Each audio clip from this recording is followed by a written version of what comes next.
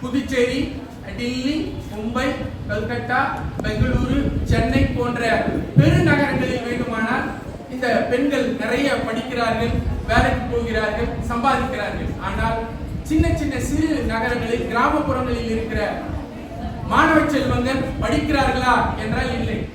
மிக அழகாக மாணவர்கள் சுட்டி காட்டினார்கள். அந்த காலத்தில் பாரதி திருமணம் செய்யும் பொழுது செல்லம்மாவிற்கு வயது 7, பாரதிக்கு 14.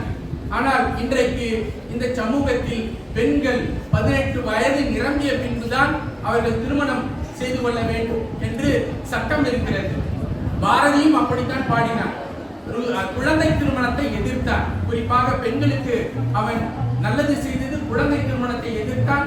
பெண்கள் பருவம் அடைந்த பிறகுதான் உரிய வயதில் தான் திருமணம் செய்து கொள்ள வேண்டும் என்று சொன்னான். அதை போல திருமணம் செய்து கொண்டாலும் விதவையாக இருக்கிற அந்த நிகழ்வு நடந்தால் அவன் மீண்டும் திருமணம் செய்து கொள்ள வேண்டும் என்றும் வற்புறுத்தினார். அதை போலவே பெண்கள் இந்த சமூகத்தில் திருமணம் வேண்டாம் என்று நினைத்தால் அவர்களை அனுமதிக்க வேண்டும். அவர்கள் சுயமாக அவர்கள் தொழில் செய்து அல்லது கல்வி பெற்று பணியாற்றுவதற்கோ சுயமாக இருப்பதற்கோ திருமணம் செய்து கொள்ளாமல் இருப்பதற்கோ அனுமதிக்க வேண்டும் என்று சொன்னார்.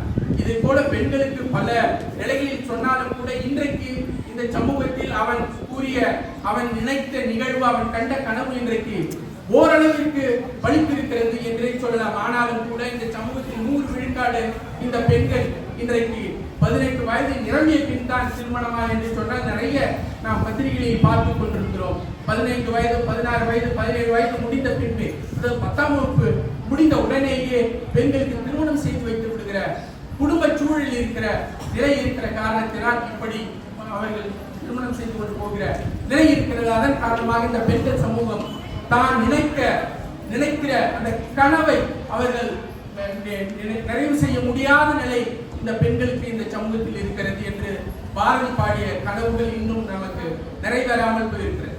ஏன் இதை நான் இங்கே இந்த இடத்தில் சொல்ல விரும்புகிறேன் என்று சொன்னால், இந்த சமூகத்தில் இன்றைக்கும் பெண்கள் ஒரு பாலியல் பொருளாகத்தான் பார்க்கப்படுகிறார்கள். நான் என்னுடைய கவிதை புத்தகத்தில் அடிக்கடி சொல்லுவேன், இந்த பெண்களை இந்த சமூகத்தில் இருக்கிற ஆண்கள், குறிப்பாக பருவம் எய்திய ஆண்கள் இந்த பெண்களிடம் போய் நீ அழகாக இருக்கிறாய். வழக்கமா நம்ம என்ன சொல்லுவோம், பெண்களை புகழ்ந்தால் பெண்களுக்கு பிடிக்கும். குறிப்பா இப்ப நீ நயன்தாராவை போல அழகா இருக்கிறாய் அப்படின்னு சொன்ன உடனே நான் அப்படியா இருக்கிற, அழகா இருக்கிறேன்னா அப்படின்னு கேட்பாங்க. ஆனால் நீங்கள் அதற்கு என்ன சொல்லணும் அப்படின்னு சொன்னா, நீங்க அழகா இருக்கிறது உங்களுக்கே தெரியும் தானே, இன்னொரு ஆண் சொல்லித்தான் அதை கேட்க வேண்டிய அவசியம் இல்லை.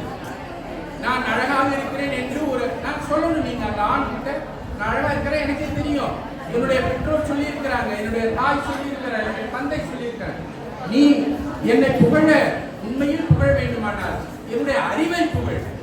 நான் இந்த மதிப்பெண் எடுத்திருக்கிறேன், இந்த நிலையில் ஆற்றலோடு இருக்கிறேன், இந்த பேச்சு போட்டியில் வெற்றி பெற்றிருக்கிறேன், இந்த விருதனை பெற்றிருக்கிறேன் என்று என்னுடைய அறிவை புகழ். நான் ஒத்துக்கொள்கிறேன். என்னுடைய உடலை, என்னுடைய அழகை நீ புகழ்ந்து அதன் காரணமாக நான் மயங்கி விடுவேன் என்று நினைத்தாய் என்று நீங்கள் கேள்வி கேட்க வேண்டும். இந்த சமூகத்தில் குறிப்பாக இந்த பருவ வயது, 13 வயது என்று சொல்லுவார்கள், அந்த டீன் ஏஜ் என்று சொல்லுவார்கள், அந்த 13 19 வரைக்கும் அந்த டீன் ஏஜ் என்று, அந்த நீங்கள் கல்லூரி பருவத்தை முடித்து விட்டீர்கள் என்று சொன்னால் அதற்கு பிறகு நீங்கள் உங்களை அழகாக இருக்கிறார்கள் என்று சொன்னால், ஆமா நான் அழகாக தான் இருக்கிறேன் என்ன அப்படின்னு கேட்டுட்டு போயிடுவீங்க. ஆனால் இதுதான் இந்த சரியான தருணம். இதில் நீங்கள் மயங்காமல் உங்களுடைய கல்வியில் உங்களுக்கு இட்ட பணி, இப்பொழுது கல்வி, பாரதி அதைத்தான் சொல்லுகிறான், கல்விதான் முக்கியம். பெண்கள், பாரதிதாசன் பாடுவார், கல்வி இல்லாத பெண்கள் கலர் நிலம், அதில் புற்கள் விளைந்திடலாம், நல்ல புதல்வர்கள் விளைந்திடுவதில்லை என்று பாரதிதாசன் பாடுவார்.